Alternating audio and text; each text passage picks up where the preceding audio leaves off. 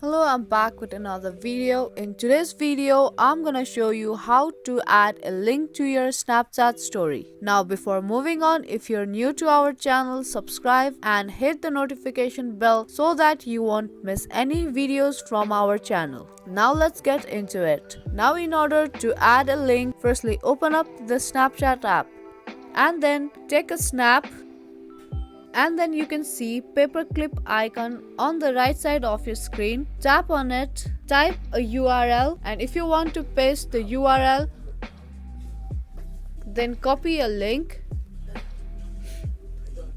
paste that link, and then tap on search button, and then again tap on attach to snap button at the bottom.